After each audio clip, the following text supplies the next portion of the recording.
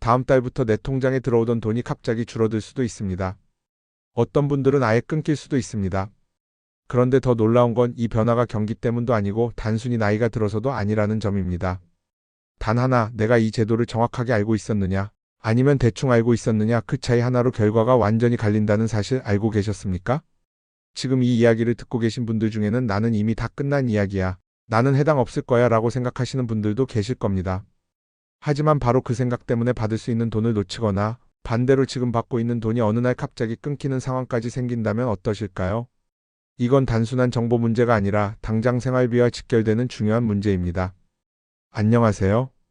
꼭 필요한 정보를 정확하고 편리하게 정리해드리는 내돈챙김 연구소입니다. 오늘은 특히 시니어분들이 반드시 알고 계셔야 할 내용입니다. 끝까지 들으시면 앞으로 내 통장에 들어오는 돈이 달라질 수도 있습니다. 오늘은 크게 두 가지를 중심으로 말씀드리겠습니다. 첫 번째는 지금 논란이 되고 있는 구조입니다. 일을 하는 사람보다 일을 하지 않는 사람이 더 많은 돈을 받는 이 상황 왜 생겼고 앞으로 어떻게 바뀔 가능성이 있는지입니다. 두 번째는 더 중요합니다. 특히 60대 이상 분들이 반드시 알고 계셔야 할 부분입니다.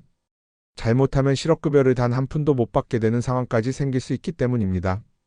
먼저 첫 번째 이야기부터 시작해 보겠습니다. 현재 현실에서 벌어지고 있는 상황입니다. 어떤 분은 매일 출근해서 열심히 일을 합니다. 그런데 한 달에 받는 금액이 약 190만 원 정도입니다. 반면에 일을 하지 않는 상태에서 받는 돈이 오히려 더 많은 경우가 있습니다. 약 198만 원, 많게는 200만 원을 넘는 경우도 있습니다.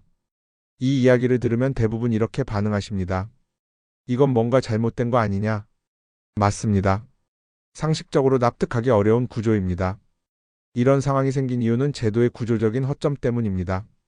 일정 기간만 근무하면 실업급여를 받을 수 있는데 이 조건을 반복적으로 활용하는 사례가 늘어나면서 문제가 커졌습니다. 짧게 일하고 조건을 채운 뒤 급여를 받고 다시 취업해서 조건을 채우고 또 급여를 받는 방식입니다. 이렇게 되면 실제로 일하는 것보다 이 구조를 활용하는 것이 더 유리해지는 상황이 만들어집니다. 이런 사례가 점점 늘어나면서 지급 규모도 빠르게 증가했습니다. 과거와 비교하면 몇 배 가까이 늘어난 수준입니다. 결국 국가 재정에도 부담이 커질 수밖에 없습니다. 그래서 정부에서도 이 부분을 더 이상 그대로 둘 수 없다는 판단을 하게 되었고 현재 제도 개편이 논의되고 있습니다. 아직 확정된 것은 아니지만 방향은 분명합니다. 반복 수급을 제한하거나 최소 근무 요건을 강화하거나 지급 기준을 더 엄격하게 만드는 방향입니다. 이 변화가 중요한 이유는 간단합니다. 지금까지는 비교적 쉽게 받을 수 있었던 구조였다면 앞으로는 훨씬 까다로워질 가능성이 높다는 점입니다. 이제 두 번째 이야기로 넘어가겠습니다. 많은 분들이 이렇게 생각하십니다. 나는 평생 일했으니까 퇴직하면 당연히 받을 수 있겠지. 하지만 실업급여는 단순히 퇴직했다고 해서 주는 돈이 아닙니다. 핵심은 다시 일하려는 사람에게 주는 돈이라는 점입니다. 그래서 가장 중요한 것이 바로 구직활동입니다. 처음 신청할 때는 자격이 인정될 수 있습니다. 하지만 그 이후에도 계속해서 내가 지금도 취업하려고 노력하고 있다는 것을 증명해야 합니다. 이 과정을 통과해야만 계속해서 급여가 지급됩니다. 문제는 여기서 발생합니다. 처음에는 잘 받다가도 중간에 이 과정에서 문제가 생기면 지급이 끊길 수 있습니다. 특히 최근에는 이 기준이 훨씬 더 엄격해졌습니다. 예전에는 몇 군데 지원만 해도 인정되는 경우가 많았습니다. 온라인으로 이력서를 제출하거나 간단한 기록만 남겨도 되는 경우가 많았습니다. 하지만 지금은 다릅니다.